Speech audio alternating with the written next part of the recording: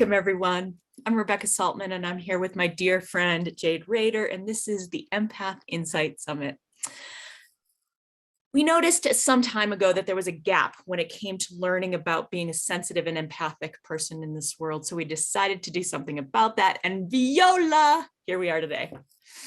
We started talking with other amazing empathic people, and we learned so much that we felt we needed to share it with the world. We love what we do, and we get to talk to so many amazing people in the process, learn immense amount of things every day and every time. Christina Sloan is one of our delightful co-authors and my Shakti sister, and she is one of our You Empath You authors in our anthology launching on April 28th, 2022. Christina shared a really great story in our book, and we might even talk about it today. So we're thrilled with the opportunity to talk to you, my dear, and let me quickly share a brief introduction, if that's okay. Christina is a conscious leader, visionary and integrator with a passion for operationalizing growth strategies in purpose-driven, people-centric, conscious business environments. With more than 2 decades of diverse experience as an entrepreneur, C-level executive and consultant, she's founded Transcending You, providing consulting, coaching, training, and leadership development within organizational development to maximize profits while building an empowering culture. Christina is a founding board member of Conscious Capitalism Kansas City and certified conscious leader and Shakti Leadership Fellow through the University of San Diego Conscious Leadership Academy. She's based in Kansas City and loves being outdoors and traveling and spending meaningful time with friends and family, which I know personally and I'm very grateful for. Welcome, my dear. Welcome, Christina. Sorry, I had to hit the unmute. Welcome, Rebecca and Jade. And thank you guys so much for this, being part of the You Empath You group on Clubhouse and then how this evolved into a book. It's very exciting. I'm really honored to be a part of it. And, this is my coming out professionally as a sensitive and an empath in the world. So it's a little nerve-wracking, but you guys make it feel so comfortable. So thank you so much. So grateful for you being here. Thank you so much, my dear. So here, Jade, do you want to get us started here? Absolutely. Christina, well, will you share a little bit about your personal journey and how it led you to where you are today? Yes, absolutely. So I actually came from a family business. I never really worked in the business world first. I worked in a family business first. So I was never really indoctrinated into the traditional business world.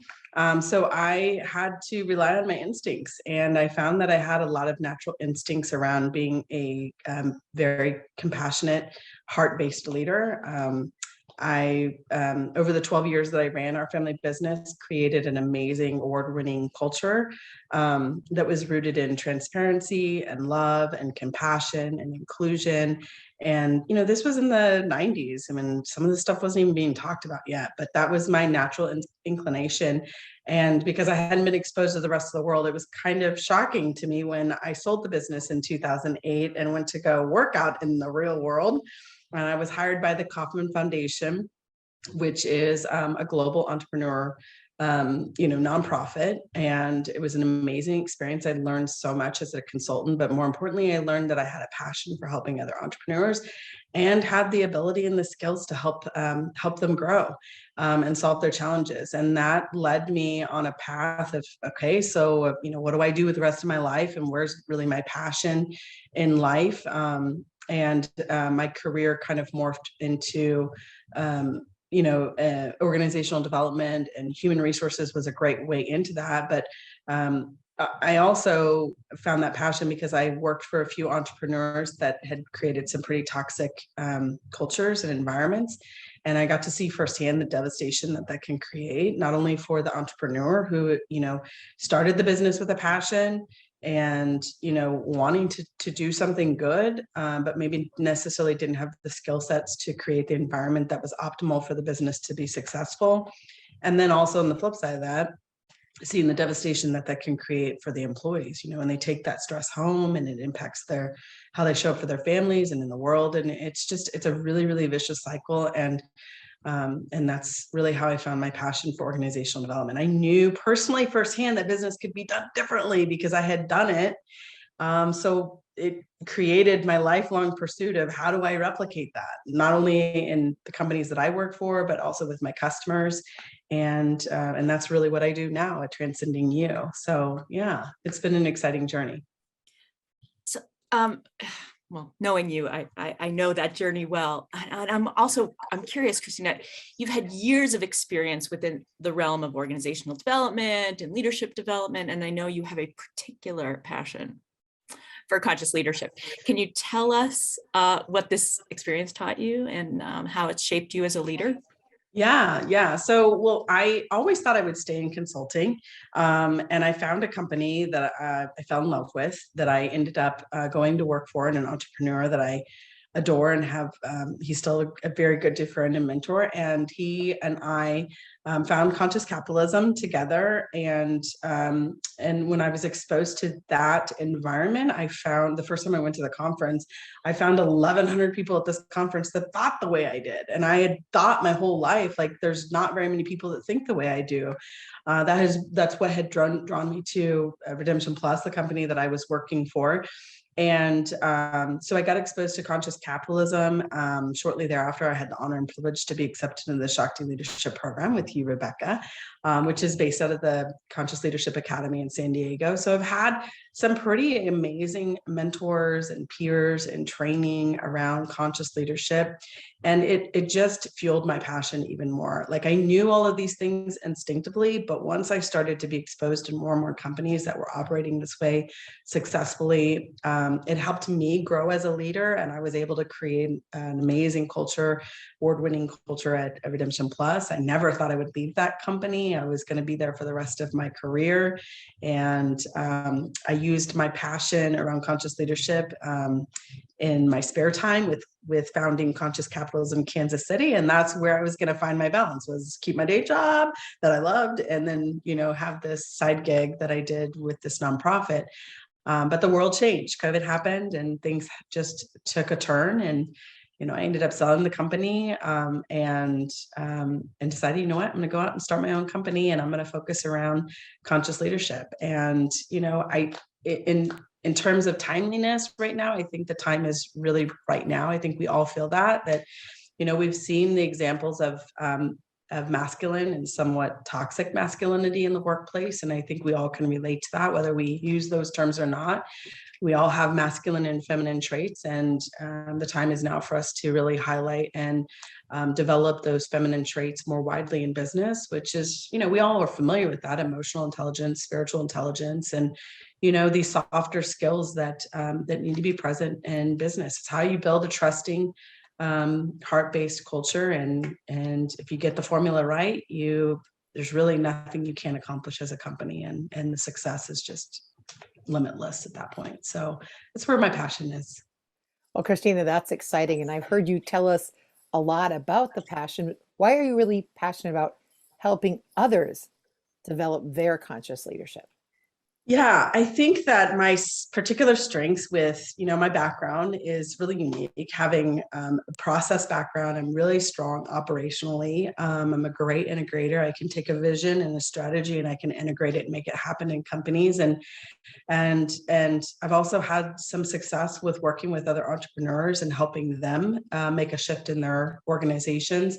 So I think that just the combination of my experience running businesses, selling businesses, operating businesses, working with entrepreneurs, along with my operational strengths and the training that I've had around conscious leadership, and then my passion, right? Like it's like the perfect recipe. And it wasn't until Redemption Plus, it wasn't actually until, the tragedy, right, of what happened to our company with COVID really allowed me to kind of come into my own and realize, wow, I'm very uniquely qualified with all of these experiences that I've lived to be able to help entrepreneurs. And it's really, really meaningful to me when I'm able to see an entrepreneur has such a passion for their business, but they're really struggling to create the culture that's optimal. Like they care, but they're almost like they have angst towards their employees and they don't know how to relate. And it's really, really meaningful for me and satisfying for me when I'm able to help an entrepreneur find their passion again and really enjoy what they do, and create that culture that their employees now are really excited to come to work and feel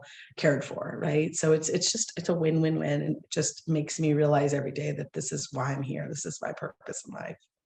It is your purpose. It's from your sister over here. It is your purpose. And what I'll have to say about that is like, so it really leads into this idea of equanimity and why it's so powerful in leadership, right? So can you tell us a little bit about why equanimity is so powerful for leadership, especially for empaths?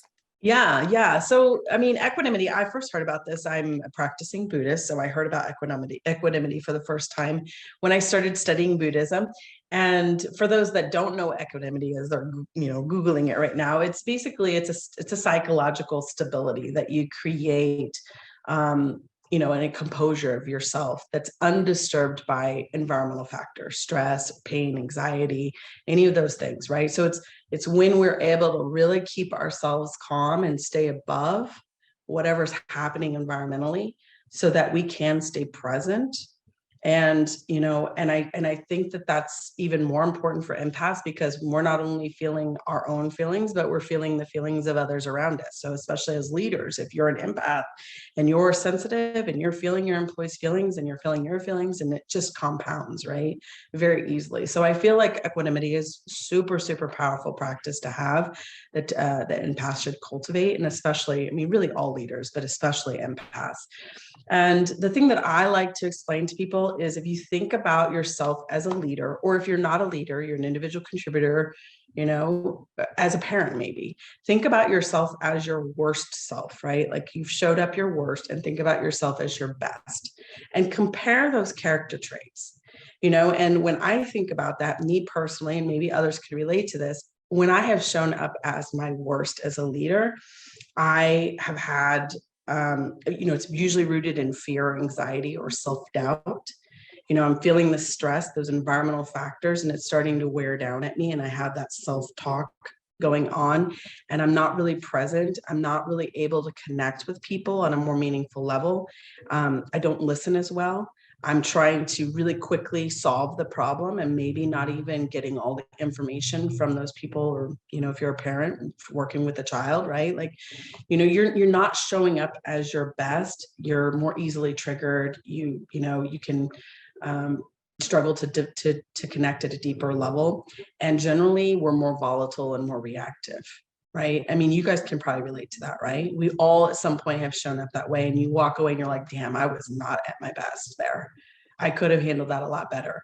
But when we do show up at our best and we look at those characteristics, usually you're rooted in love, right? You're composed, you feel flexible and malleable, you can adapt to the situation that you're in, you listen better, you ask better questions, you can be more vulnerable, more connected at the heart with the people that you're engaging with, right? And you can really sense and feel your way through whatever that conflict is, and solve that problem with the people that you're working with, right?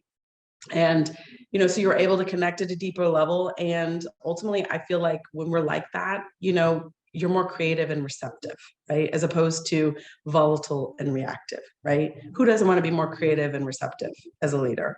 We all do, right? Like if we could show up every day that way and not have to deal with stress and just be calm like that, that's an ideal state. So for me, I think it's really important for us to cultivate that. And I think that it's a mindfulness practice, right? If we can have a really good mindfulness practice that we take on, that allows us to recognize when we're in that state, when we've lost our equanimity, when we're being affected by those outside sources that are impacting us, and that we can pause, we can notice that we're there, we pause, and we observe. And we don't rush to solving the whatever the issue is. Instead, we listen and we ask better questions. And for me, I think that is ultimately conscious leadership, is to ask better questions. As leaders, we don't have to have all the answers. We think we do, but we really don't. And when we allow people to share in the problem solution scenario, especially employees or even children, right? It empowers them. It gives them confidence in themselves that they know what to do. It helps people feel more connected to the business, to what's happening, right? It's developing them. So as leaders, we don't need to have all the answers. We just need to have better questions. And the only way we can have better questions is if we have more composure and we're able to keep ourselves more level-headed and balanced and connected at a heart level with the people around us. So to me, I think that that's why it's so powerful. And, yeah, and it's a big thing, but it's also a small thing, right? Like, it's just, if you focus on this one thing and you cultivate this one thing, it's so powerful to help you move as a conscious leader. Oh, Christina, that is outstanding. And you brought so many different aspects into it. And I love that you pulled in the parenting for those who aren't necessarily in that leadership role, and then looking at leadership roles being really full spectrum, right? Yeah. So I hear that you have a special gift for our listeners. Can you tell them what it is and how they can access it? I do. So I'm providing on my website a free downloadable mindfulness practice. This is actually a practice that is very helpful for people who are dealing with difficult emotions during stressful times. So it's a great one to develop for equanimity. And I'm going to have it available on my website. It'll be a free downloadable. Basically, there's a resource section on my website that you go to, and you just have to put in your email address and a little, your name, and that's it. And you can download this free resource. And I really welcome people to use it, and also to reach out to me if there's other resources. I always love to hear about different resources that maybe other people have used that have been beneficial, or people want to provide additional resources. I do a lot of collaborating in my business and love working with different individuals that have other ideas and ideas around ways that we can help other leaders. So yeah, so that'll be available for the listeners to download. That is so good for all of our empaths too. So that's amazing. And so, Christina, I'm certain that our listeners would like to know how to contact you after this interview. Is there a good way to do that? And if you can spell things for us, that would be great too. Yes. Yeah. So first of all, email is great. And it's my first name, Christina, Christina, at transcendingyou, transcendingu.com. And yeah, and I would welcome people to email me, reach out to me. I'm happy to give you my phone number. It's 816-519-6881, but I know people are more likely to do an email. So feel free to reach out to me that way. And yeah, and if anybody is interested in finding out more about my services, or maybe knows of somebody who could be a good fit, I'm always welcome, always excited to work with new individuals. As you mentioned, Rebecca, I do, consulting and coaching and leadership development. Just, real quickly, if I can say, since we have a little bit of time, some favorite projects that I've worked on, just as an example, since I am a new entrepreneur. I do an organizational clarity workshop. It's based on a whole systems model where you use the whole organization comes together in this workshop to identify their and define their vision, purpose, mission, core values, and core behaviors, along with their strategic plan. It's a really, really great service, especially coming back from COVID. People are trying to figure out, how do we get focused back on the business, but still create a very inclusive, very welcoming, compassionate environment. What better way than to involve your entire organization in creating that path forward? Another thing that I am working on right now is developing and working with a company and providing their, it's actually a one-year program, but it can be done in 9 months as well. And it's an emerging leadership women's development program. This company in particular is trying to move from about 17% women in leadership to 33% by 2030. So they're creating their own, well, I'm working with them to create their own internal training program for these emerging women leaders. Love that. I think it's a great program, and I'm looking forward to doing more of that with companies. I think it's really important to have also the business skills that are specific to your company along with your leadership development skills. And then I also work one-on-one with conscious leaders and helping them find or re-find their passion and align that with their business, if they're an entrepreneur, or with their career, if they're an individual contributor in a company. So those are 3 areas that I'm really, really excited to be working with people right now. And coming out as an empath, now I can say, hey, I've got these extra skills that I'm finally tapping into and kind of putting out there in the world. And I'm excited about that. I definitely feel a difference in the way that I show up as an entrepreneur in my business, with really leaning on those skills. And so I'm excited to be a part of this project. Thank you for the opportunity to share. Christina, wow. You have so many bridging skills is what I'm seeing. I'm like, there's a bridge here and there's a bridge there. We've got all these things going on in, like you're saying, like they need their skills in business. They also need their soft skills. Yeah. And you've got the resources, having been in a family business and built that business Yeah. in a healthy ecosystem, right? Mhm. And this is applicable whether we're an empath business owner or an empath parent or an empath, wait for it, friend, right? Like all of these things are so wonderfully interconnected, like we are, and your willingness to do things from the heart and share from the heart is so beautiful. And your story in the book is fabulous. And the listeners will have to read the book to get the story, which is always exciting. Thank you so much, Christina, for being here and sharing with the audience today. Thank you so much, Rebecca and Jade. It's such an honor. So thank you. Well, thank you, listeners. Wow, you have made it through another Summit interview and got more insights, because that's what this is all about. And on April 28th, 2022, we will be launching the Kindle 99-cent letter U, Empath, YOU book for you. Okay, because these are resources, insights, stories to let you know that you're okay and to move into really a greater leadership role, wait for it, in your own life.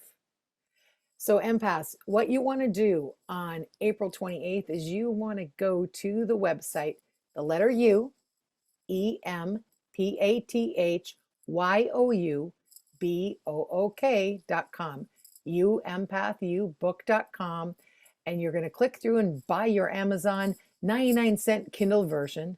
Then you're going to grab your receipt number, come back to the website, put in your receipt number, and receive all of the bonuses that you get for buying the book on our launch day, April 28th, 2022. How are you going to remember that? Oh my gosh, grab your communication device and go to your calendar.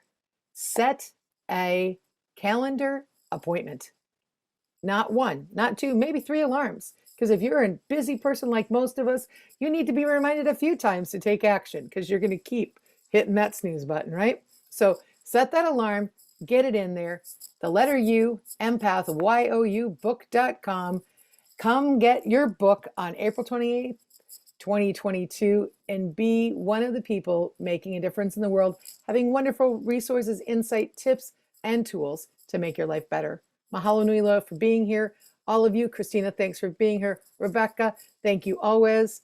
And we'll see you all soon. Aloha.